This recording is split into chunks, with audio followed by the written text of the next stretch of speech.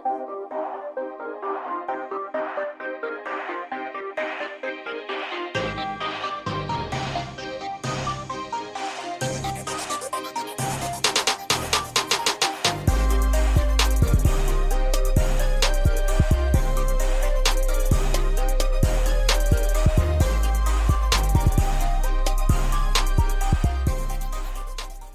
base has dropped.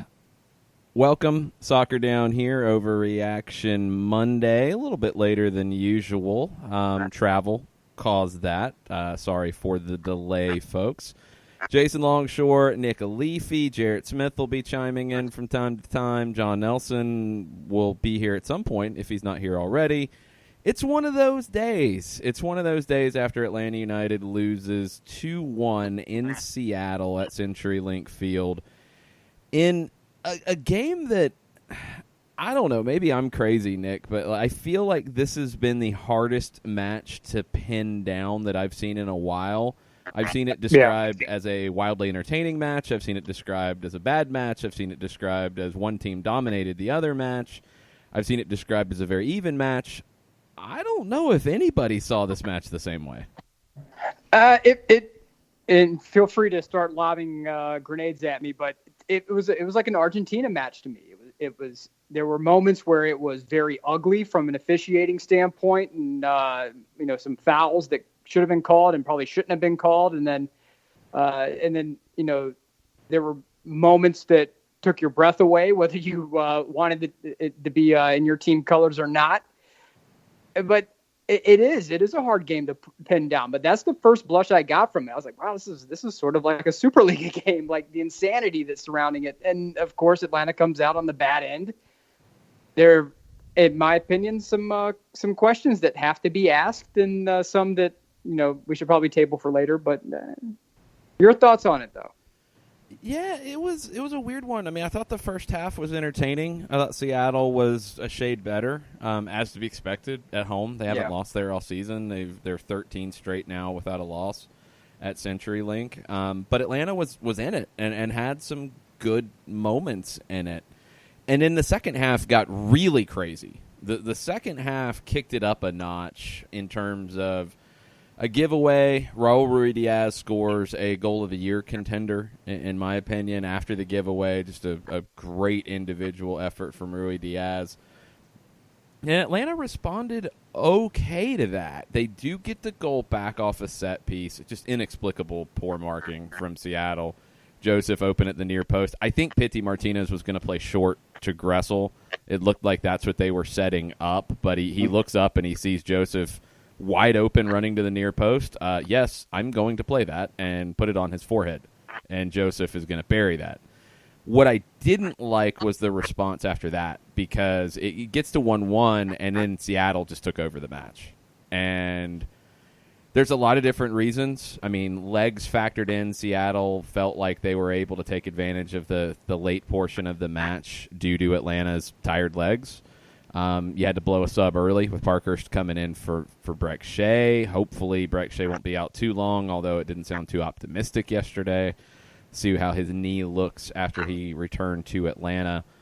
But Seattle took control, had a few shots in a row, and then get the goal that's just the dagger, and it's an awful, awful goal to give up. Just a horrible pass from Leandro Gonzalez-Perez. That's a giveaway. You're exposed. You're dead. Game over. And Atlanta fought and hung around and had a couple glimpses of things, but Seattle was the better team on the day, but not by a huge margin, in my opinion. I thought it was a fairly even game. Yeah, I earlier in the week when we were doing our picks, I picked Atlanta to lose the game. And it wasn't just for trolling's sake that I said that. I really thought between match compression and the travel that if there was a game that Atlanta was going to drop, this would be it. And the injuries are piling up. I think that there's some management issues that need to be sorted out with the defense from a tactical standpoint. There have been some goal leakage lately. I don't think anyone can deny that. But for anyone who's calling for wholesale, burn down the barn, I'm not there yet. do I think there's some issues that we need to be concerned about from a defensive depth perspective? Absolutely. And how does Atlanta respond after a game like this? You have an opponent who's strong at home. Jason, is this a game where the strong home opponent just did what the strong home opponent does and we just have to build and move on? Or is this something where we probably need to take a little bit more stock in ourselves and make a few more wholesale changes? It's somewhere in between, because it's a game where you have to be pretty close to perfect to get a win on the road in Seattle, and you weren't that.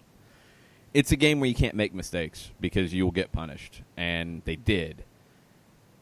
In general, it wasn't a bad day at the office for Atlanta United, but the goals and the way you gave them up is what's going to leave the really bad taste in your mouth.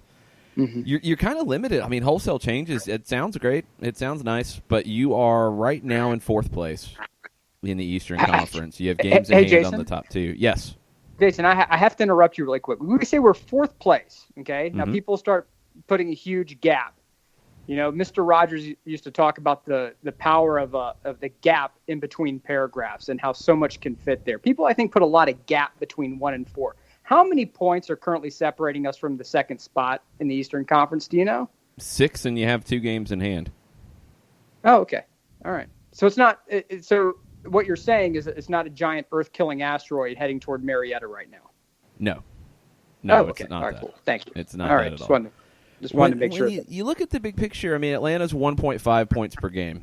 That's not where they want to be. That generally, looking back at the last 5-6 years of MLS, that gets you anywhere between 3rd and 6th in a conference at 1.5 points per game.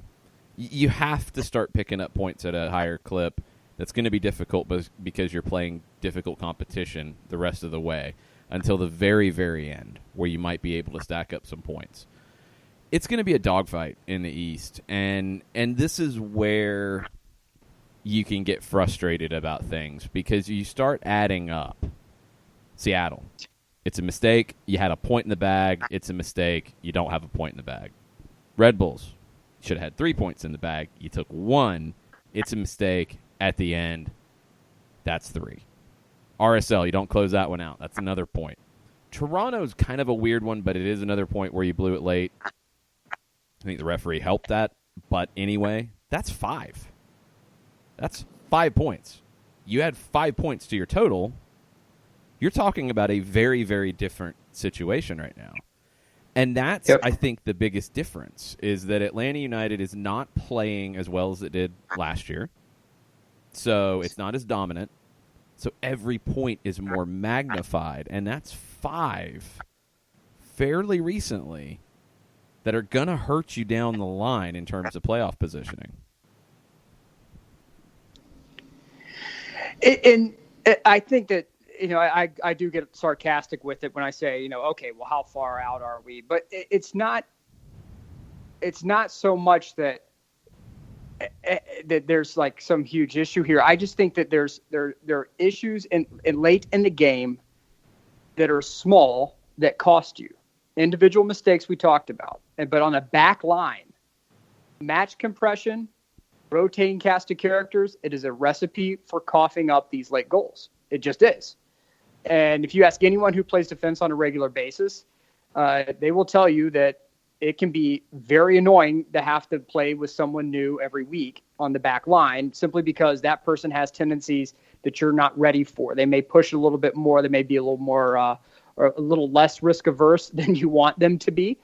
And as a result, you get pulled in a different direction you want to get pulled in, even outside of manager's discretion. And then, boom, there goes the ball right into the net. The one game that did concern me was the Red Bulls game. That was the game where I really sat there and was like, oh, God, whether it be a mental block or something, it's just that game is the one that stuck out to me the most. I think every team's allowed a burn your game tape game, which is what the Chicago game was. But I think in the end, when you hear what the team is saying, which is, hey, we're examining possibly bringing in some defensive help. I would like to see the defensive help they're going to bring in. But that should tell you. I mean, this is not a team that is at full strength. And I think a lot of the criticism I'm seeing on Twitter, and you can call me a homer, you can call me whatever you want, but just keep in mind the fact that Barco did not start in this game. Tito did not start in this game. And yes, Tito has been a bench player, but congratulations, Tito's still a game changer. No matter what his minutes may say, the guy's a game changer. So it's something where you have guys like that out, and then you have a situation where a player goes down in a game, and then Bello, keep in mind, he's still out there in the rehab process as well. This is not a full-strength team. So to be where you are currently in the table, not too terribly far behind, 2 games in hand, and you still have 3 or 4 guys who can come back and make an absolute difference for your squad, I'm just not at a point where I'm ready to say, okay, burn everything down. But there's some things that I think could use some tweaking and a little bit of stability, but I don't know how you change it. I mean, are you looking at a formation change?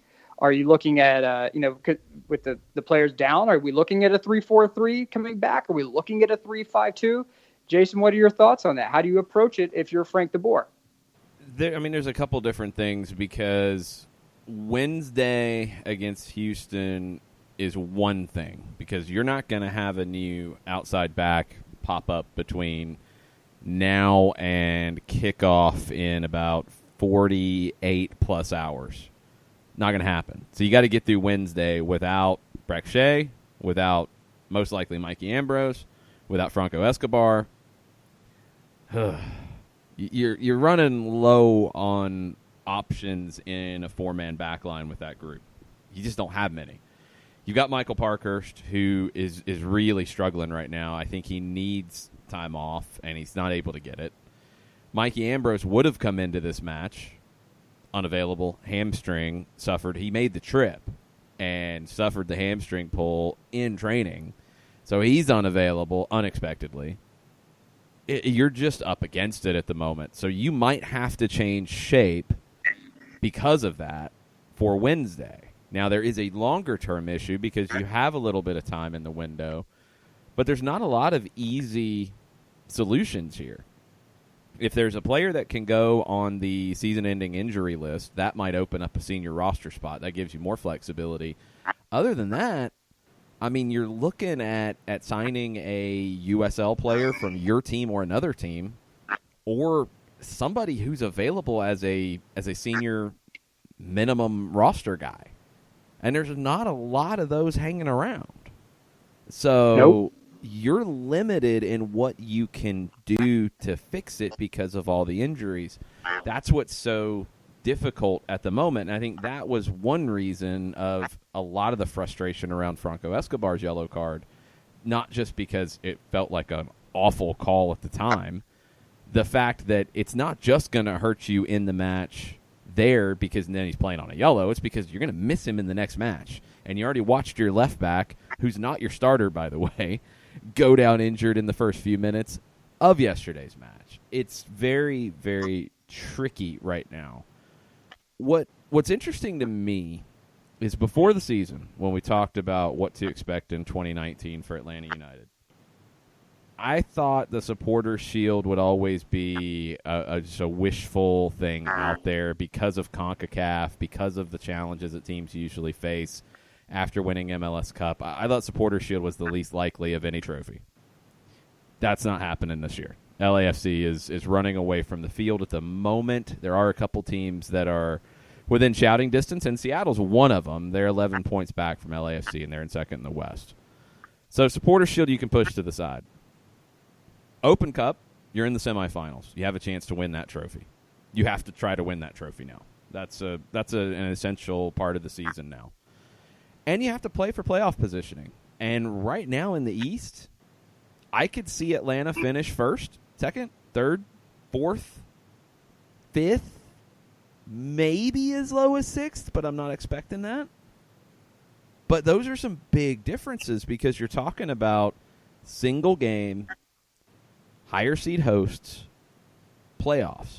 And it's a very different format than last year. So the higher the seed you can get, the more likely you are to get to MLS Cup. And that's a priority now for Atlanta United. These points that feel like, well, you drop points here, you can make it up. You drop points here, you can make it up. You've got 14 matches to start making up some points and making up some ground.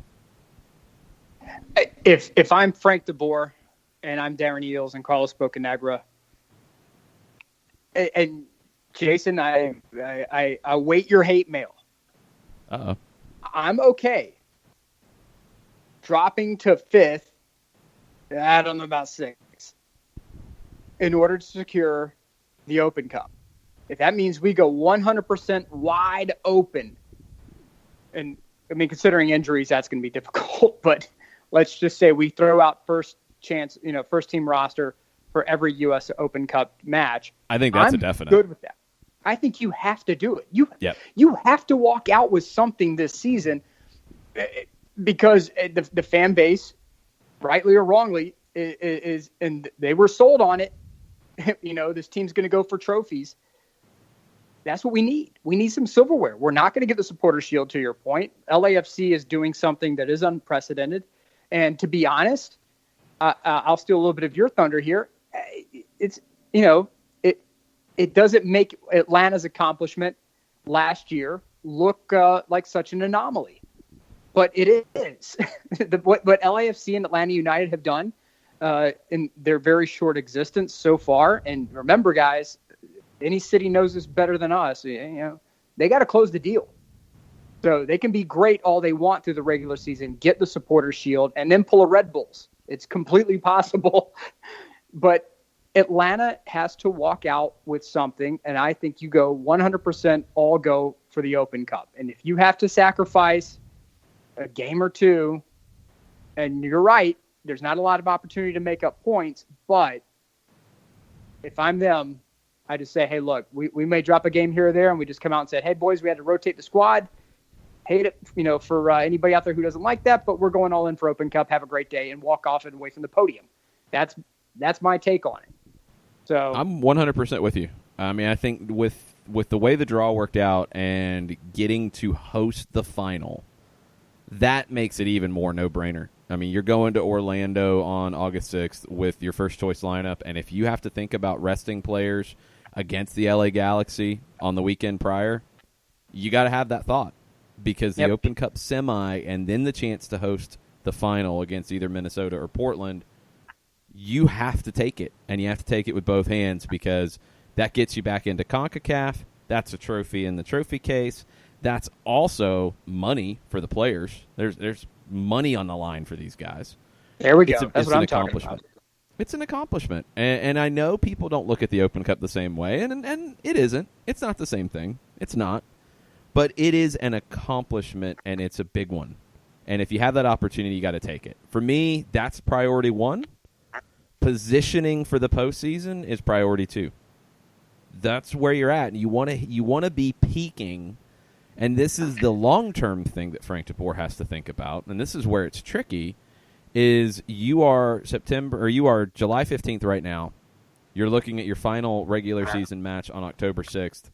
3 months until the playoffs start, essentially. You've got to be peaking game 1 of the postseason. Yep.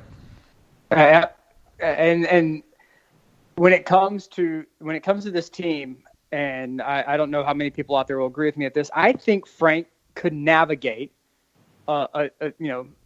these single knockout games. I think he can do it. I think he knows how to set it up, and he knows how to run, to set up a squad and really grind out results. They won't be pretty by any stretch of the imagination, but I seem to remember a certain team playing a 3-5-2 that ground out a couple of results when they that weren't particularly pretty on the way to a title last year. So you do what you have to do in these games, and Frank, with his European experience, knows how to do that. And if he gets everybody healthy in time, it can certainly be done, because the difference between this year and last year is you have a couple of players who are very skilled on the ball, who can knock it around and just play keep away. And I think that's something where we don't have to get in a track meet. And I know a lot of people want the track meet, but that's not necessarily going to get you titles, because that's not what got us a title last year. Got us through the regular season, did not get us through the postseason. And honestly got through the first half of the season because it started to change as the year went on, too. That's true. That's very true. That's very true. And so, as somebody who is a big fan of of calcio and catenaccio and the ability to grind out a 1-0 win where you ping pong not just ping ponging the ball around, but in your own half, to grind out these defensive wins. Hey, I'm okay with that, but there's going to have to be some conversations amongst the fan base as to what they consider to be acceptable. And year one when we made the playoffs, people weren't happy about the fact that we went out the way we did in the the penalty shootout against Columbus. That's fine, but it was acceptable. Year one, year two, you get a title. Okay, how many stars are above the Red Bulls crest? How long have they been doing this? Right. Last year was an anomaly for most MLS teams. Here in Atlanta, we demand that because that's what we were sold. If we grind out, Jason, an Eastern Conference title, I would be doing cartwheels and backflips, and you guys can put it on Periscope and put it on SDH. I will be attempting a backflip, which I'm sure will end up on Rex Chapman's blocker charge. And I'm okay with it as long as we grind out to a win. But I'm willing to accept at the moment that there are certain trophies that are out of our reach, and we have to go for a certain kind of style of winning based on what we have at the moment. And I don't know, man. Maybe I'm a little scarred because checking out Twitter yesterday and how that shook out. To me, I'm just seeing a lot of stuff right now that people are calling for heads, and it's hard to do when your team's in fourth place. Yeah, it's hard to do. And that's what I keep coming back to is this team is not Chicago, which is a mess. Nope. It's not Columbus. Nope. It's not Cincinnati. It's not the Revolution. It's not Orlando. It's not Toronto even. It's not Montreal. Nope. Like there are far bigger issues in this league. What Atlanta is right now is a team that is not playing up to its full capabilities. It's a team that hasn't peaked. It's a team that has been banged up. And, yeah, I'm making an excuse. Yes, it's true. These injuries have affected this team. Frank DeBoer has not had his ideal starting back line in one match this season. He said it. Not one? Not a single one? Not single one, because he showed it in Costa Rica on the left side. George Bello would be your starter. George Bello's healthy. He's your first choice on the depth chart. Last time I checked, he's a pretty good player. You had him one game. Franco Escobar wasn't there because he broke his collarbone in day one of training camp. You didn't have Escobar the first month of the season. You haven't had Bello since game one. You have dealt with all sorts of other things, and the ones that are the most frustrating are Villalba and Barco, because you didn't expect at this point that Ezequiel Barco's last match for the team would have been against the New England Revolution. You thought he'd be back for the Toronto match. Didn't happen that way. It's part of the game. It happens. It's something every team has to deal with. Honestly, where Atlanta's at, they've dealt with it about as well as they can deal with it. Now it's gotten even worse when your number one guy at left back is out injured. He's been injured all season. Your number two guy at left back gets hurt here. Your number three guy at left back's been hurt for a long stretch of the season, and now he's hurt again. And you've been playing a converted center back at left back. A lot of yelling about depth. Like, that's three guys in one position. It's messed everything up. You're going to have to look for a fullback. I think you don't really have a choice at this point. You're limited in what you can do because of your cap and because of your roster and all that, but you're going to have to find some fullback depth because unless you get really lucky on Brek Shea's knee, and that's where it takes it up to another level, because from our angle yesterday at CenturyLink, you could see the foot roll over. It was the knee that they mentioned afterwards, though, and it was because of the velocity of the whole situation. He immediately grabbed his knee. I thought ankle. I thought a sprained ankle. A knee is a whole other conversation. And that's looking at a longer-term situation. And you don't know Mikey Ambrose with the hamstring, how long he's going to be out. You're going to have to try to figure something out. And one thing you might figure out with this is how to play in a different shape. And I think it would be a 3-5-2. 3-4-3, I'm a little more worried about. And I also think one of your strong points, it wasn't yesterday because you got beat in the middle of the park, but one of your strong points is the central midfield. I don't think you want to go 3-4-3 and only play 2. 3-5-2, you can play 3. And I think it gives you different options to deal with things. One thing that a lot of people have said, though, when they look at 3-5-2 or 3-4-3 and how they would do it, you need wing backs. You're not just playing like attacking wingers in that role. You need wing backs. Julian Gressel can play wing back. We've seen it. I think it'd be good for him because he has not been as effective centrally as he's been out wide. It'd be a good spot for him. You get some different things in this team that you haven't had much this season. Good. The left side, you're going to have to figure something out. And either somebody's going to have to show that they can play out of position. Could be Justin Merrim. Could be Dion Pereira. Somebody's going to have to show that they can play that left wing-back role, which is primarily a defensive role. You know, I after seeing Pereira a couple of times where he did these long busting runs from box to box, are you going to get a tremendous defensive player of the year performance from him in this role? No, but he has the wheels to do it. And in my opinion, that's who you should put out there if you have to move to that 3-5-2. Because you're right, the outside backs in the 3-5-2 are critical because you're asking so much from them. And you're going to have players out there who are versatile. And I think Gressel is a right wing back, but he could probably just stand to get a little sharper on defense. That's just me. But Katie Weaver from the Twitters chiming in, anybody got Sal Zizzo's number? Hashtag Overreaction Monday. Yeah. That's why you have a guy like Sal Zizzo around last year. That's why you had Bobby Boswell around in 2017. Break glass in case of emergency. Well, you've went past the break glass in case of emergency section at this point with all of the injuries, and you're down to trying to find new fire extinguishers out for sale. That's where you're at. And I don't know if Sal Zizzo's in playing shape. I think he might be enjoying his retirement, unfortunately. I'm making the call. And if anybody out there has a Sal Zizzo jersey that they're willing to part with, let me know. I can't make it rain, but I can make it partly cloudy, so let me know. But we'll stay with the Twitters over here. We're going to go to Shiva. And Shiva says, Taylor Twellman was critical of Joseph and Gressel's positioning on the field. Do you think Frank de Boer is not using players to their strength within his system? Okay, the Joseph one, I just 100% disagree. I do not understand how you're going to criticize Joseph Martinez's positioning yesterday in his overall game. He wasn't out of position on scoring chances. He was very involved in build-up play, which is what you want. He was pulling center backs with him when he dropped into midfield.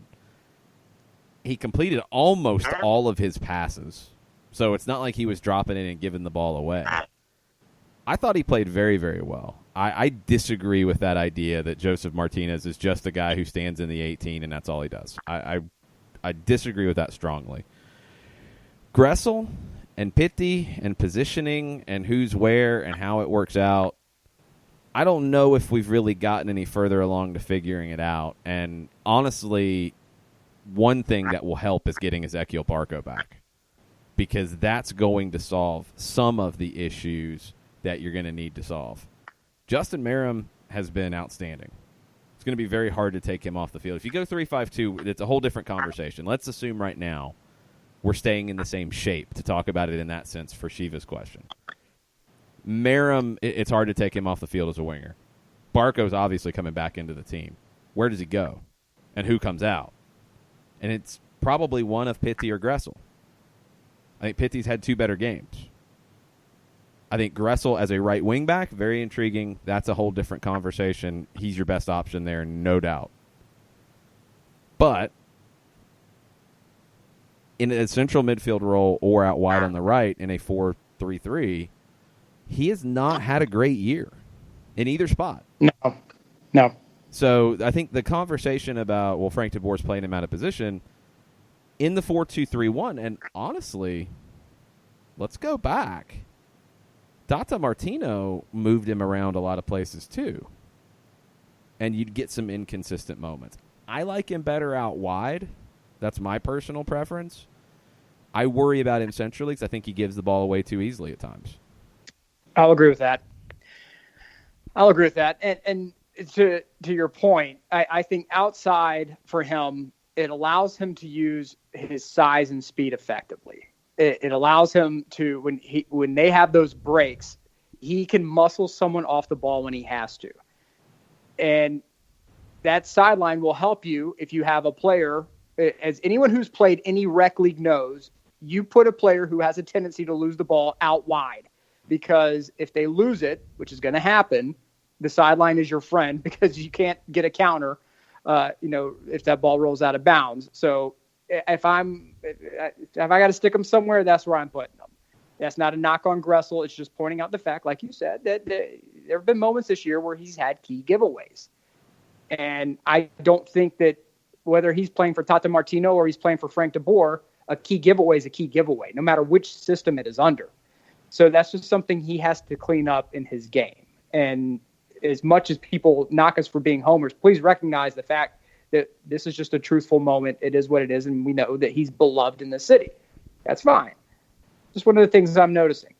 All right, so Michael Head is coming in. There's one of two. I'll have to get this. One of two, hashtag overreaction Monday. I just have to reset my expectations. I thought this club could be the it club of MLS. To use Frank words, I was spoiled the first two seasons. Now I see that due to an onerous salary cap controls, onerous salary controls, players using MLS as a stepping stone. This is what we are. We're now in tweet 2. An up and down team, just like 23 of 24 MLS teams this season. I suspect LAFC will come back to the pack next season. Thank God for 2018. I wished I would have enjoyed it even more, and I did enjoy it.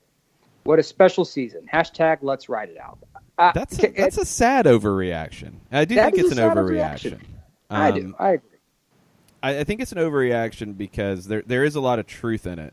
The way MLS is structured is to avoid super clubs. Flat out. Mm-hmm. That's exactly how it is structured. They don't want the New York Cosmos and the North American Soccer League to happen. They don't want Real Madrid FC Gold Pride and WPS? Yes, they don't want that. They want even play. They want parity. That's what they're looking for. That doesn't mean you have to be up and down in terms of one year you're going to win the title, next year you're going to miss the playoffs, then you're back, then you're down, then you're back, then you're down. It doesn't mean that. It means that it's hard to dominate, and that's the difference. And that's, I think, where you're at right now, and that's a little bit of the reaction is it feels like Atlanta United is in Chicago's place, 8 points further back. They're not. They're in 4th. They're within shouting distance of winning the Eastern Conference. They have plenty of time to win the Eastern Conference. They can. Doesn't mean they will. They can. So all the things that Michael mentioned about the cap, about players coming to the league, using it as a stepping stone, all those things are there. They're there for Liga MX clubs. They're there for any clubs in this hemisphere. Europe is where players want to be ultimately. The cap does make you be very efficient in how you bring in players. And the way the league is structured, when teams have injuries, you're in a really bad spot because you can't just go get somebody else. You have to think about the cap. You have to think about your roster space. You have all kinds of things. You can't just – the window's open. If this happened in another league in the world, window's open, you've got injuries, you can go make a move right now, no worries. That's not the case here because it's not just as simple as going to find a player that you like and you can afford. You have to do that. You have to think about how they fit under the cap. You have to think about your roster space. You have to think long-term. It's very complicated. The league is structured to avoid super clubs. You can still be consistently good year after year, and that's where you have to think when you do think about expectations. I don't think anybody in MLS can have the expectation of winning an MLS Cup every single season. But you can win trophies. You can win trophies on a regular basis. You can be competitive. You can have those moments. You can have a bad regular season and then get hot in the playoffs. Go ask Seattle about that one. They become the kings of that one. The zombie Sounders. It's such a different league than others around the world in those ways. And if that means resetting expectations, I wish they hadn't been expectations the other way to begin with, because I think that kind of didn't give the league enough credit for how difficult it is. It's a truly competitive league. It's maybe the most competitive of your top 10, 15 leagues around the world because of these challenges.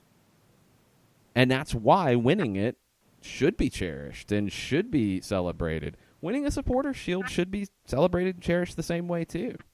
It's not easy to do this in MLS. And Atlanta having problems this year, these are problems that a lot of clubs would like to have. But these are problems compared to winning the Cup last year. But that's the way MLS is. Well, let's talk about this from an organizational standpoint as well, right? So from the way that Atlanta United is built. When I was with WPS, we watched the St. Louis, was it the Athletica? Yeah. They couldn't get funding, and they went bankrupt, and they folded in the middle of the season. Hope Solo ended up in Atlanta. A bunch of other players, I think, what was it? Hope Solo and Lori Kolupny came to Atlanta, and talent redistributed in the middle of the league. From an organizational standpoint, MLS is not just designed for parity. Part of that means that teams don't fold in the middle of the season. And you have to have financial controls in place to ensure that doesn't happen. And especially from the early days, because that was a very real possibility in the early days. And now, if you look across the American sports landscape, the NBA has cap controls. Very exciting on how player movement is handled there. The NFL, they have a salary cap. The other teams find ways to succeed despite those salary cap restrictions. Hello, New England Patriots. How are you doing? Teams that are successful and well organized will find ways to make things happen under salary constraints. In Germany, they have setups on certain mechanisms on how teams can operate. Bayern Munich and Borussia Dortmund still at the top. Borussia Dortmund makes a ton of money and by embracing those constraints, developing their youth, winning, and selling them off. If you look at the Eredivisie, Ajax, practically every team in the world has said at some point, hey, why can't we be the Ajax of country X? And if you're Atlanta United right now, and people have said, well, what about Frank? What about Frank? What about Frank? Frank helped build part of that monster at Ajax, which is fiscal responsibility, growth and development, and then selling players for profit. If you watched in the Champions League when reporters came around and said, hey guys, with the Ajax players, why can't you do this 2 or 3 more years together? And the players to a man said, that's not the model. That's not what we do. We know we're all moving on. We're just embracing it for what it is. So when we talk about the players that come here and use this as a stepping stone, I want that because I would rather have the hungry player that is willing to invest a year or two with us, hungry as hell to get to Europe, than have that fat cat who wants to come in and park and proclaim his greatness by planting a flag and talking about imaginary trophies he'll never see. I would rather have that Miguel Almiron. And people forget how damn good Miguel Almiron was when he was wearing the stripes. And you saw it when he went to Newcastle and helped engineer that turnaround over there. And what happens? You know, you lose a player or two, you have a coaching change. Atlanta did not win year 1. It took year 2. You know, you had new players that came together. They had to grow and develop together. They had to learn under a system, under a coach. And then year 2, it all came together. Atlanta United this year has a new coach, new players. From minute 1 when Frank came in, I said, by June, we're going to know who this team is, right? I have not wavered off of that. We know who this team is now. partially, not all the way, because we've had so many injuries. But at the same time, I'm not saying forget next year. I'm saying there's still time this year for something great to happen. And that is an achievement. That right there, when you have a team that can compete religiously under salary cap constraints by finding avenues in which to generate revenue and generate talent, that's something. If Pete Martinez comes in and he is in River Plate form walking through the door, everybody out there would be screaming something completely different right now. We would all be laughing our heads off at everyone else for not doing what we did. But he's struggling. So now we're like, oh, my God, what are we going to do? Barco's been injured, right? If Barco's super healthy, knocking things down left and right, key passes here and there that will just bend your mind, and doing these, these crazy runs that he's been doing, we're sitting there going, okay, who's the next team that's going to come knock on our door and take him off our hands? And you embrace the model. But you've had struggles, so embracing that model is a little more difficult. So, Michael, I understand where you're coming from. I don't think that Atlanta's just like every other MLS club, just like I think LAFC is not like every other MLS club, because the new teams that are coming in do not have that legacy restraint that a lot of these other teams have had to work with, where they've had bad contract after bad contract after bad contract, bum manager after bum manager after bum manager who couldn't get things right. And so now you finally have ownership in place that says, hey, I'm looking at San Jose with this. We're tearing it down to the studs and we're rebuilding it. We may win, we may lose, but understand this is our new way forward. And it's paying off for them. And I wish more MLS teams would embrace that mindset instead of just scraping by.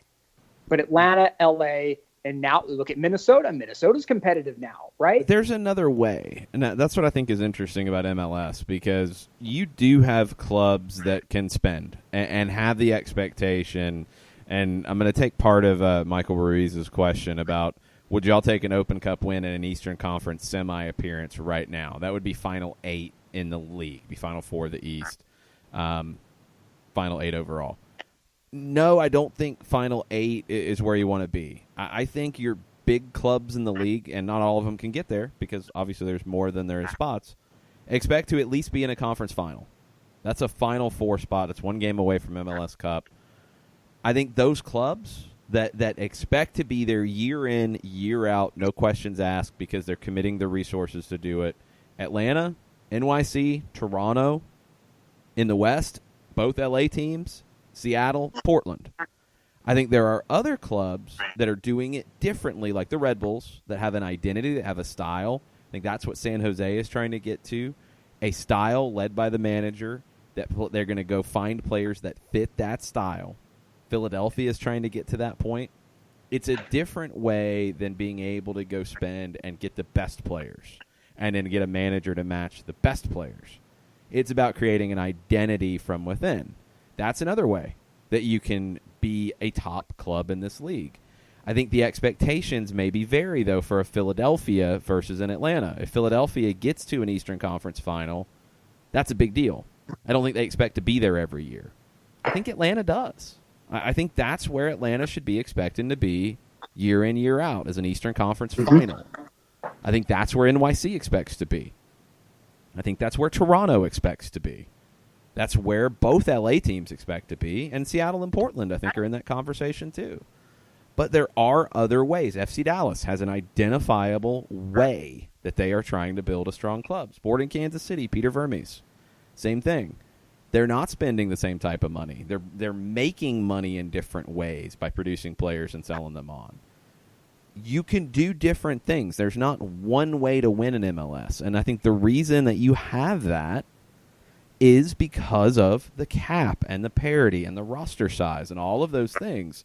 In other leagues, who's got the most money? Okay. Yep. Who's expected to win? Oh, the people with the most money. Done. Easy. Problem solved. In MLS, it's not that, because you see what the Red Bulls have done. Now, the Red Bulls could spend more money if they wanted to. They've went a different way, and it's been successful up to a point. It's been successful on supporter shields, which are a big accomplishment. It hasn't brought them the ultimate prize. These are the things that teams battle with in MLS that your other leagues aren't dealing with. It is simply who has the most money, who got their signings right. Okay, cool, done. It's very hard to be anything other than a top 2 or 3 club spending-wise in any league in the world. It's hard to be a club that's not in the top 2 or 3 and win the league. Leicester City doesn't happen every year. No, it doesn't. And from some, just take a look at Serie A and see what happens. Not even when you have the richest kids in town, but the most financially stable kids in town winning every year. And be glad there's parity in this league. Be glad that it's not Atlanta United every year, because even most Juve fans I know now they're ho-hum. It's like now that Serie A winning the Scudetto is a must. Anything less is complete failure. So if you are feeling right now that what Atlanta United is doing is a complete failure, the world's going to end, oh my God, I'm debating not re-upping my season tickets, congratulations, you're a soccer fan. This is the same conversation that happens when Real Madrid drops to 4th or 5th. If their fan base says the same stuff, burn everything to the ground, fire everyone, get us new players, this is horrible, I'm not coming back, you can never pay me to come back, then they get 3 wins in a row, and all that same fan is in the stands going nuts. Same thing happens at River Plate, same things happen at Boca Juniors. Congratulations, welcome to the world of soccer. It's no different than the world of college football, I promise you, judging by reactions of most SEC fans. But, when we talk about the different ways of doing things, Atlanta, in LA and some of these other teams that have come out and spent, money, that it's not FIFA.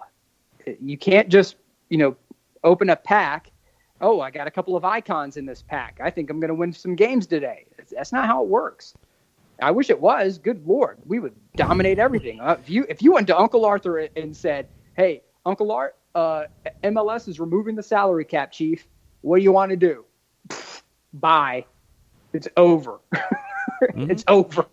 Just move the MLS headquarters down to Atlanta. Just move it down, because you're not going to stop them. We can't have that, though.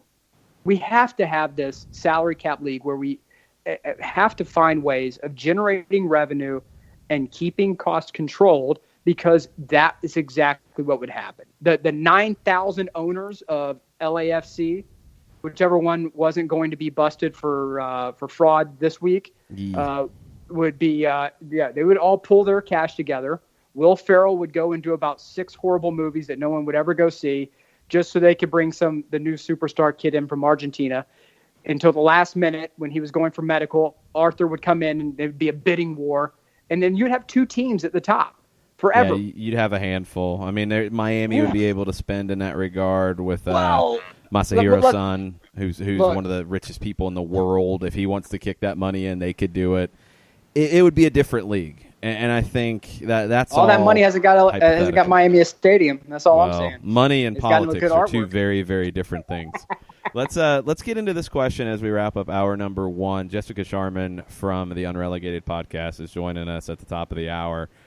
Kevin from Charlotte says this: if the expectations of the club is to be at least on the conference semifinal, I said conference final. I want to make that clear. That's a top 4 spot in the league.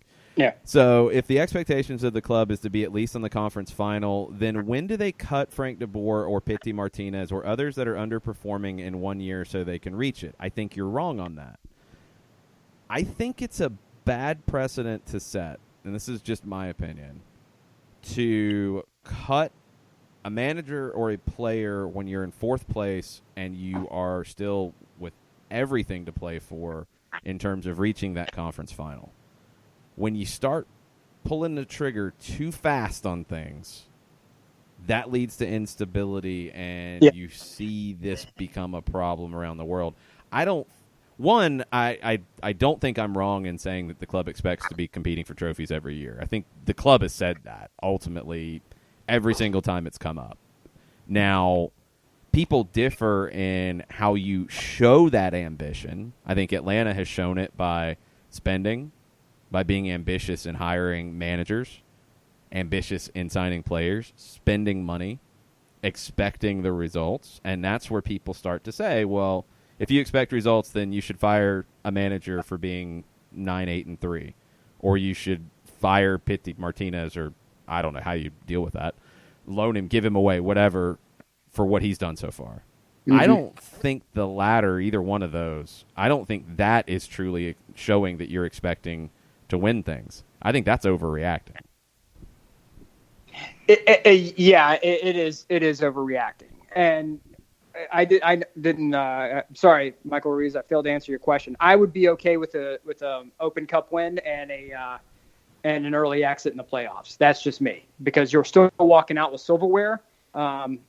And I don't know if could Atlanta pull a zombie Sounders and crush everyone on the way to winning a title? In this current playoff format, yeah.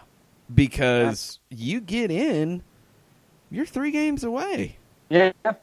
No, and I'm saying if I had to make a choice, though, if sure. somebody gave me the crystal ball and said, Nick, here's your Faustian deal. You have to either choose the Open Cup or relinquish, your at least making it to the semifinals in the playoffs. I'm taking the Open Cup.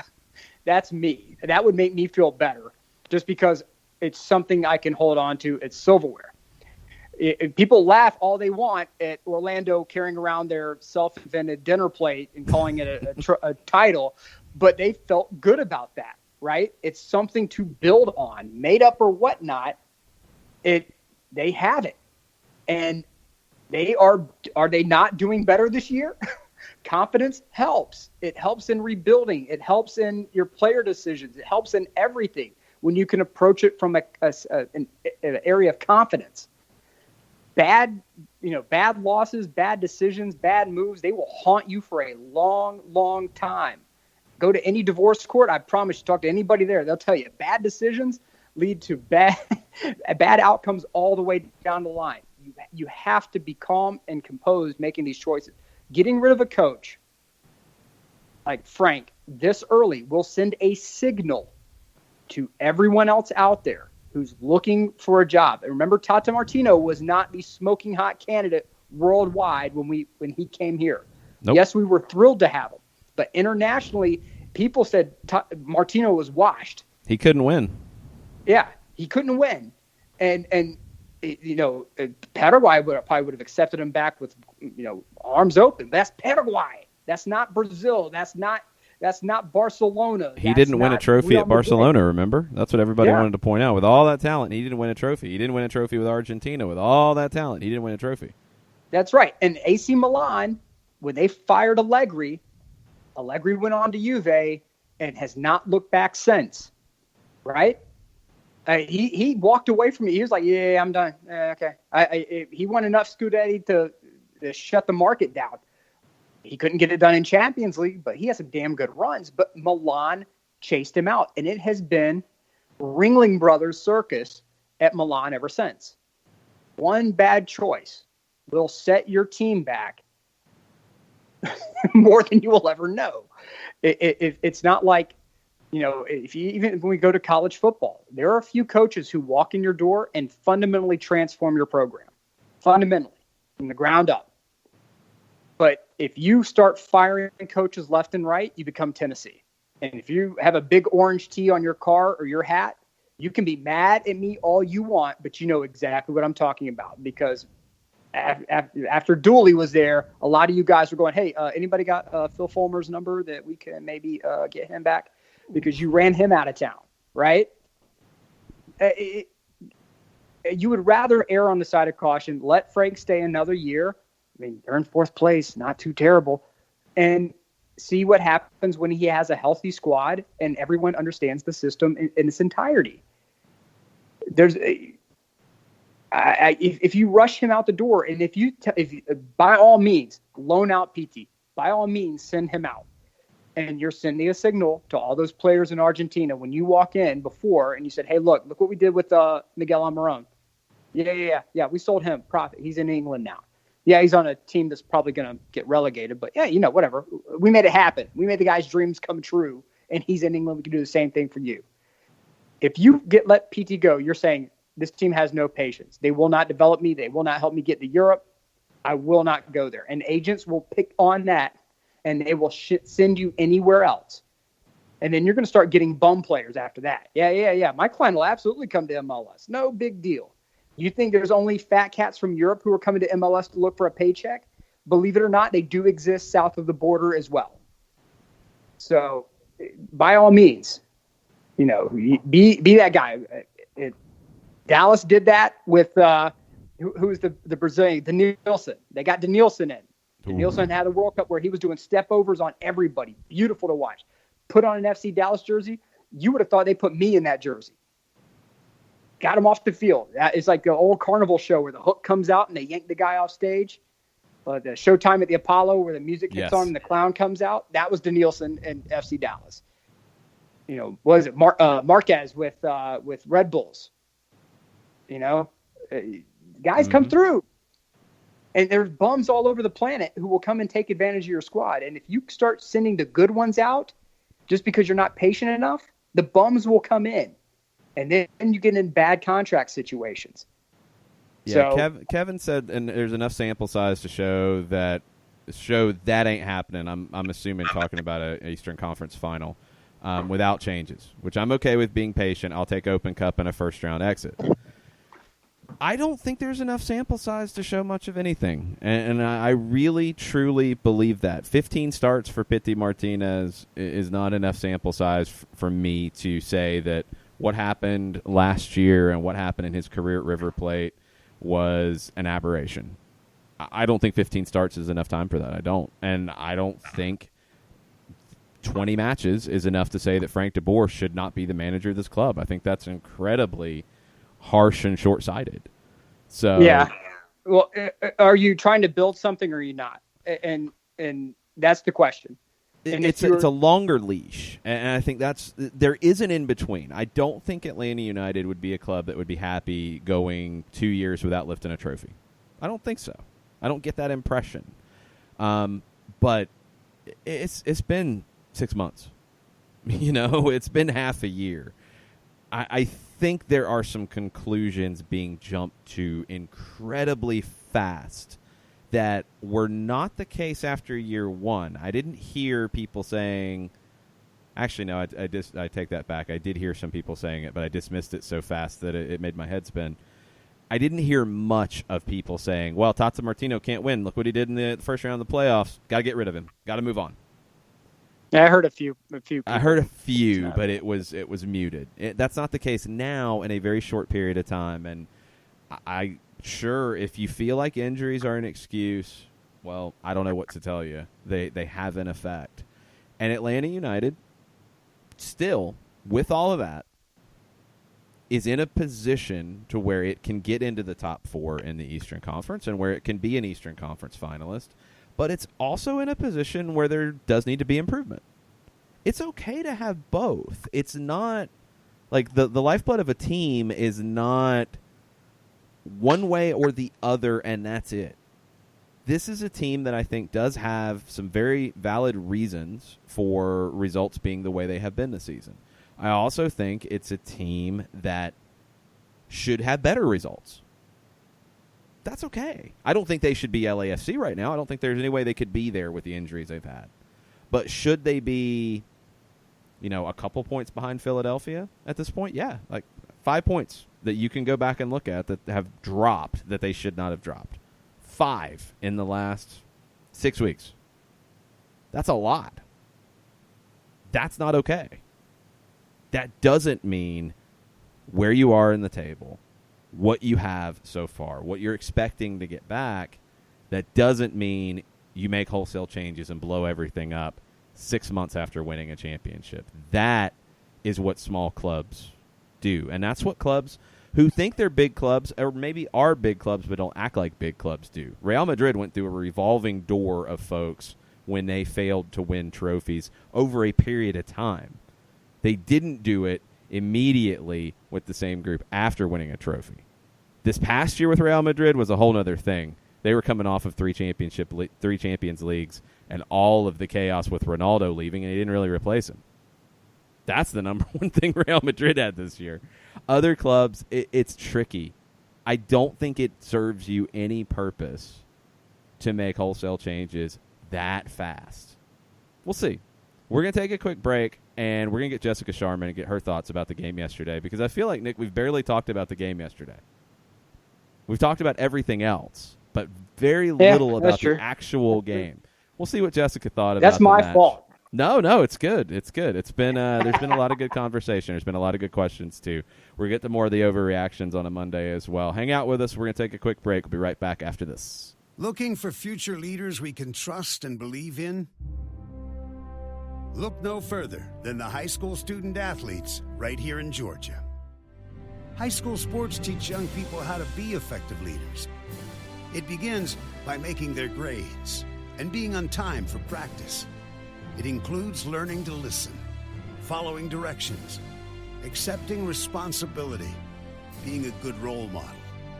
And it's about respect for officials, opponents, the rules, and each other. The result? It transcends sports. It gives us hope for the future. High school sports. There's so much more than just a game. This message presented by the Georgia High School Association and the Georgia Athletic Directors Association.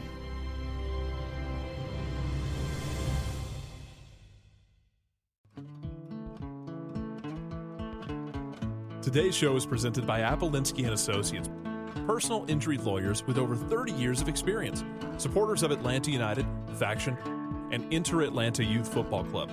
If you've been hurt in a wreck, contact Steve today at steve@aa-legal.com or call in 24/7 at 404-377-9191. The initial consultation is free. We know that every driver is different, and a one-size policy does not fit all. That's why Country Financial offers a variety of discounts, so you get the coverage you need and the savings you deserve. From good driver to good student, multi-policy to multi-car, we've got a discount to suit every driver. Call Jason Wright at 678-568-6871 today to see what you could save. On Facebook at Jason Wright Agency or by phone at 678-568-6871. Discounts vary by state. Policies issued by Country Mutual Insurance Company, Country Preferred Insurance Company, or Country Casualty Insurance Company, Bloomington, Illinois.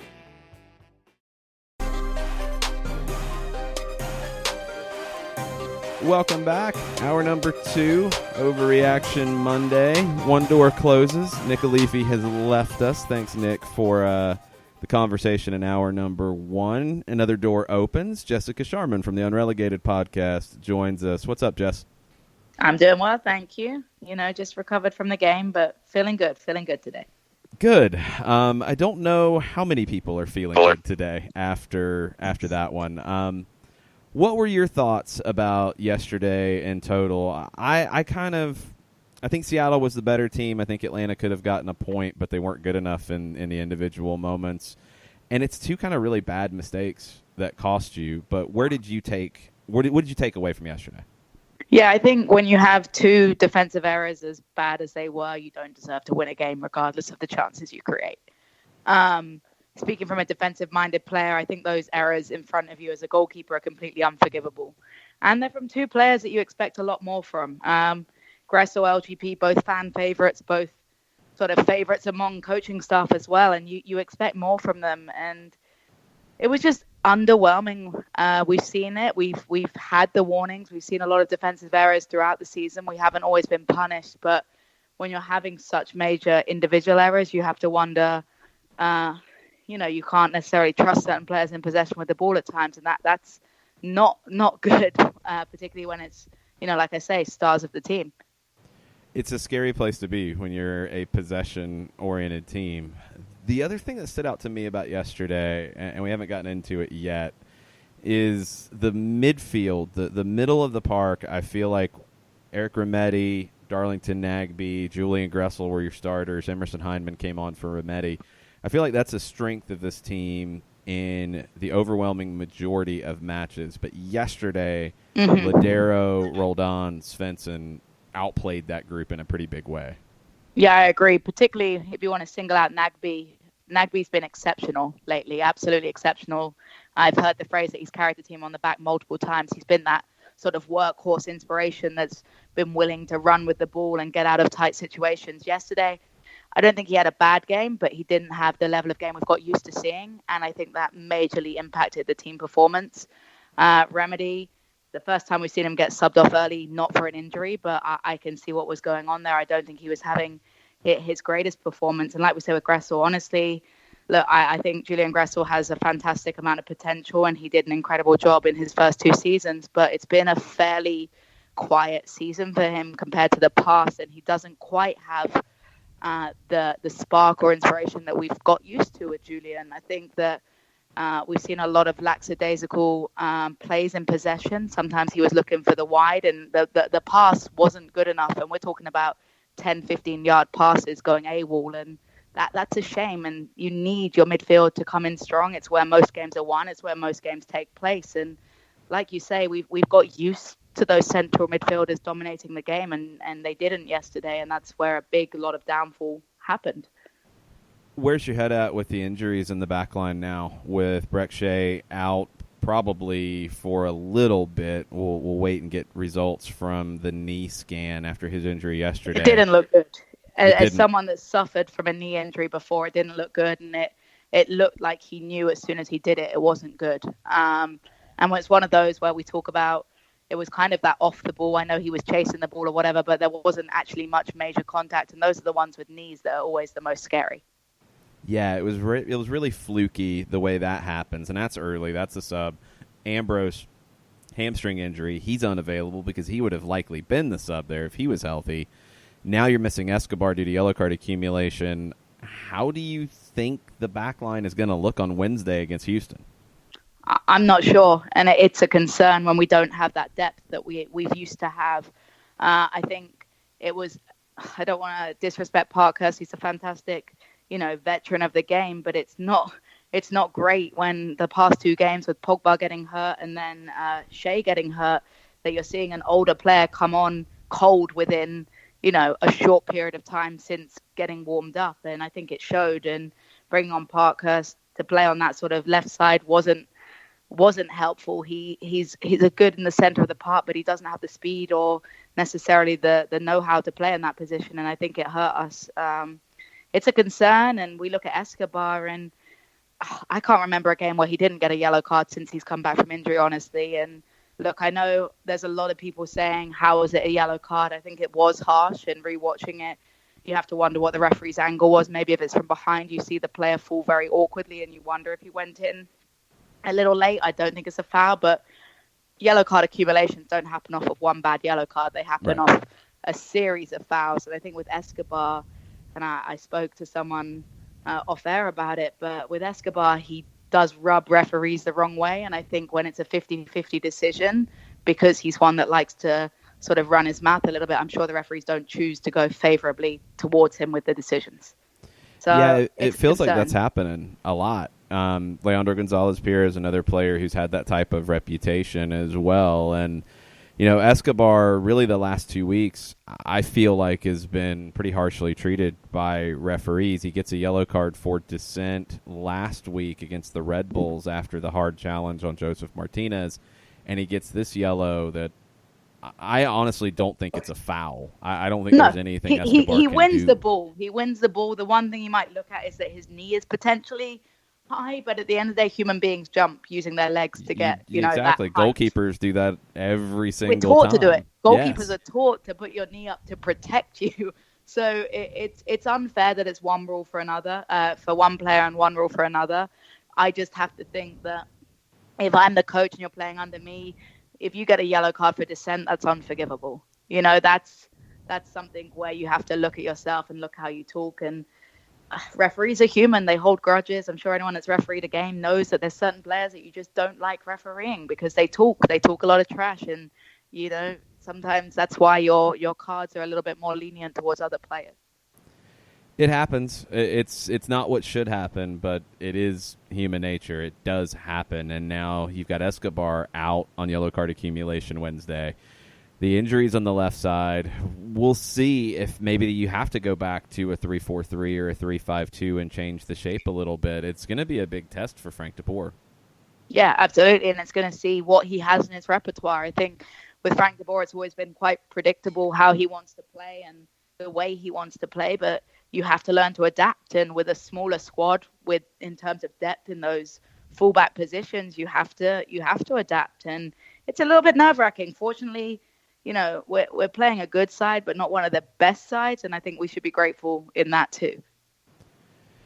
Yeah, that's I think what I want to ask you about, because we've had a lot of questions about expectations and what's appropriate and what is the expectation now, and has it changed this season?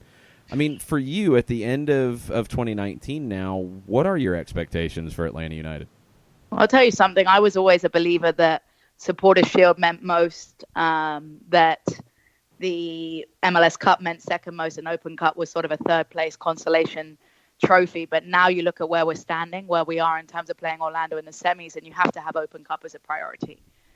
With our record against Orlando, everyone, knock on wood, it's not going to be the final time that they get a win on us the first time. But you have to look at that game and think that getting to the Open Cup final, winning the Open Cup really is a priority. And I never thought I would say that, but just based on how the season's going right now, you would think that if you're going to get some silverware, you want to win that cup, and it's also a way into CONCACAF Champions League, of course. In terms of the league, I think I remember saying with Kelly actually on our first Queens of the South that I thought this was going to be a tough year. That third year in, it's one of those you see it in the Premier League with promoted sides. People kind of figure out how you play. And I know we haven't played the same way. We've got a new manager, but people kind of figured out Atlanta United, and they figured out playing in the Bends. And I think it's a lot tougher season once you're 3 years in and people know who you are and what you're about and what your team is kind of made of. And certain players that have been in the league for longer are no longer, as unpredictable. People figure out how players play. So, I mean, I hope we can get a top 4 finish in our conference, but it's one of those where I think right now, as much as I don't like to say it, because coming from a country where league is all that matters, but I think Open Cup really has to be a priority. Yeah, I think that's the uniqueness of Major League Soccer, because your expectations for the league change a little bit. I do think the Supporters Shield is a very, very important trophy, but in Major League Soccer, we know that it's MLS Cup is truly your champion. Because it's not a cup, right? They say the Shield doesn't really matter. But when you have the definition of which one means the most in terms of consistency and results, the Shield is the best team in the league consistently. But you know what? Americans love playoffs, and I get it. It is exciting. It is exciting to have must-win games, and anyone can win. The underdog can come through and win. So I see why the Cup's popular, but yeah, the Shield is always going to be the most meaningful one in my head, and that's why it hurts so much last season losing out on that. Yeah, I love the Shield, and I do want it to be seen as a bigger deal. And this year, especially with the playoff format, it is more of a crapshoot once you get past the regular season. It's single game. It's not 180 minutes, 2-game aggregate. It's single game. You have a bad night, you go home. Also, the flip side is if you're an Atlanta United team that has struggled and had injuries and had players missing for large portions of the season, you win 3 games and you're lifting another trophy. It is a chance to kind of make things right at the very end. Mm-hmm. And we said it come Women's World Cup. It's all about getting hot at the right time. And you know what? If Atlanta United rides this wave, they make it into the playoffs, anyone can win. So with that in mind, you're starting to look ahead. It's like, okay, you want to get top 4 because you want to guarantee at least one home playoff match. That's I think a baseline that you're looking for now the rest of the way. What has to change for Atlanta United to get hot in the postseason? I think it all starts at the back. And I've been arguing with a couple of people because I don't think we've ever been absolutely fantastic at the back. I think we've always looked capable of giving away the possession at sloppy times. We've always looked capable of the odd goalkeeping error. We just used to have a forward line and a midfield that was exciting enough to sort of distract away from that. We look at the start of this season. Yes, we kept shutouts.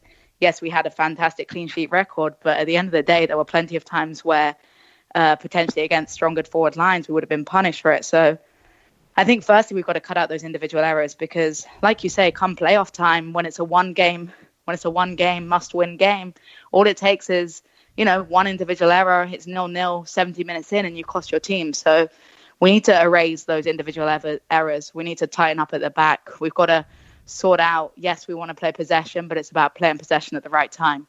I don't always like to use England as an example, but you see how England wanted to play the ball out the back, but it costs you at times if you're not playing it smartly. And I think we have to tidy up on that. And we've got to finish our chances. We do create a lot of chances. Our conversion rate hasn't been fantastic. And against, tight defending teams that aren't going to allow you too many chances, you have to finish when you get that opportunity. Yeah, one of the big storylines yesterday was Joseph Martinez and playing as more of a total forward than we've seen in recent years. Mm-hmm. I think he's been doing this all season. What do you think about his game yesterday, though? I think it was okay.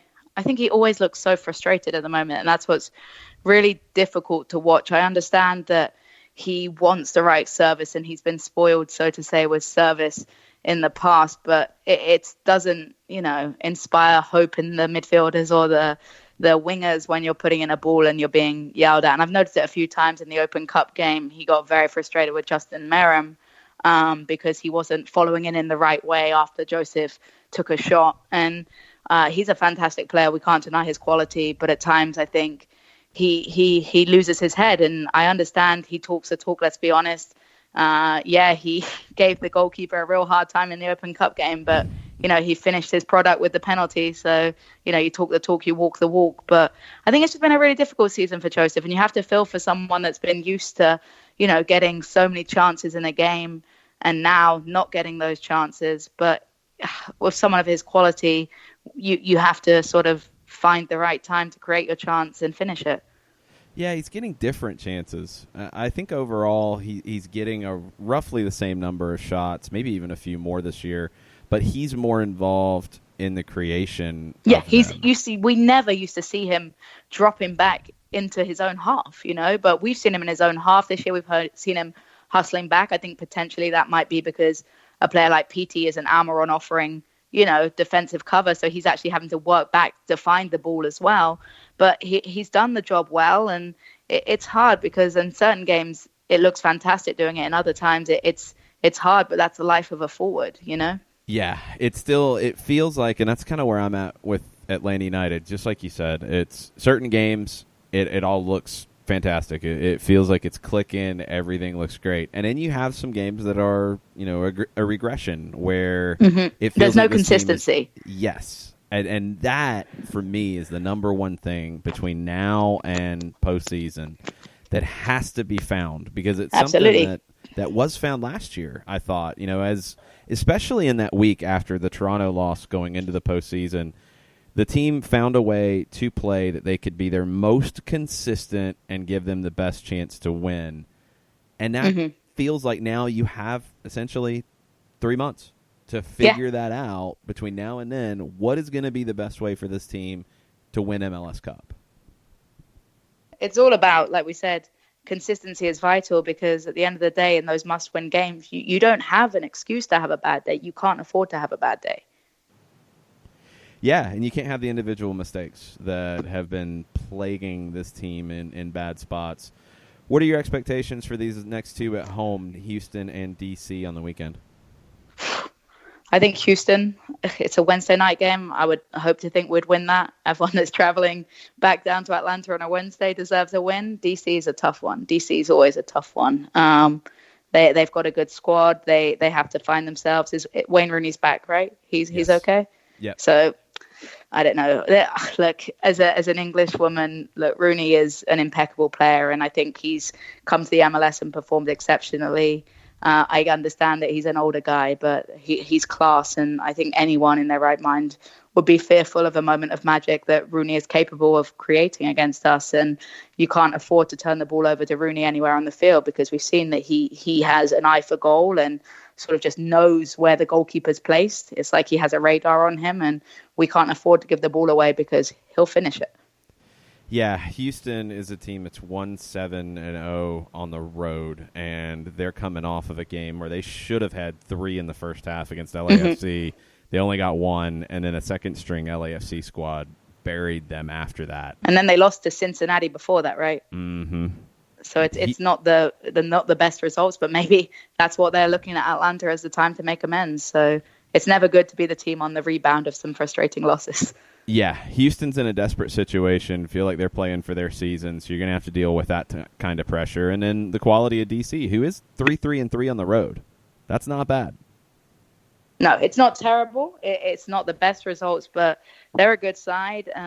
You'd like to think that, the Mercedes-Benz could be a fortress, but it doesn't feel quite that way anymore, sadly. And I think DC will be a real challenge, and we need to bring our A game for that one. And Escobar should be back. I think it's only a 1-game suspension. Right. So perhaps he got that yellow card at the right time, because had he got it against Houston, he would have been missing against DC. It's true. It's silver linings. You got to try to find them sometimes, and that's where you're There were at. coaches that I still remember in college, players deliberately getting yellow cards so they didn't miss the hardest game. Oh, yeah. No, it happened. I don't think that was the case yesterday because, man, I'm with Frank. I thought that was a horrendous call as well. What do you guys have coming up this week over at Unrelegated? So I believe Kelly and Jay are going to be doing an OG podcast this week. I'll be back with Kelly next week, and we're just looking forward to it. And then obviously you and I, Jason, will have, and Kelly, of course, the wonderful trio will be back at some point in the near future with just sort of a Women's World Cup date sort of summary, and we're excited for that. Yeah, we're gonna all get together and do this in person to recap the tournament, and more importantly, I think look ahead at what's coming up in the women's game and what needs to change. What's great? Did you see Marta's goal? Oh my God! No, I did not see that. Anyone that's got ESPN Plus, you can look forward to NWSL on that one. But Marta scored an absolute worldie for Orlando. I'm not going to lie, this sounds awful, but I watched it. I didn't really see who it was, and it was a goal you'd easily see. Like, you would have thought Tito Villalba scored it in a men's game. It was one of those finishes. Yeah. Incredible. Nice. NWSL's on ESPN now. You had their first game this weekend.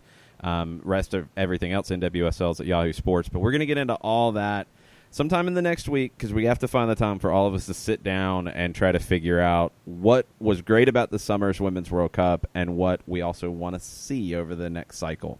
So be on the lookout for that. Check out the OG Unrelegated. And Jess will be talking to you again very, very, very, very soon. Absolutely. Thank you. We're going to take a quick break. We get John and Jarrett on the line, and we're going to get into your tweets on an Overreaction Monday. Be right back after this. A ranger station. I'd like to report a bear hug. Okay. I put out my campfire, and Smokey Bear hugged me. So you drowned the fire, you stirred it, drowned it again, and felt that it was cold? Uh-huh. Yep, he's just letting you know you did good. Bear hug from Smokey Bear. Status update. I'm going to let you go now. There are many ways to start a fire, but one sure way to put it out. Learn how you can do your part at SmokeyBear.com. Sponsored by the U.S. Forest Service, Ad Council, and your state forester. As a business owner, you know that every year brings new challenges and opportunities. The success of your business demands expertise and focus. And Country Financial can help you keep that focus by helping ensure you have the right insurance protection in place to meet your goals. Jason Wright can help you create a customized insurance plan that has coverages designed just for your business. Give Jason a call at 678-568-6871 or reach him on Facebook at Jason Wright Agency. Coverages vary by state. Policies issued by Country Mutual Insurance Company, Bloomington, Illinois. This is what matters. This is beyond X's and O's. This is the difference mutual respect makes. This is what character looks like. This is what defines us in Georgia. This is sportsmanship. School sports. It's not the outcome that matters most, but the way the games are played. This message presented by the Georgia High School Association and the Georgia Athletic Directors Association.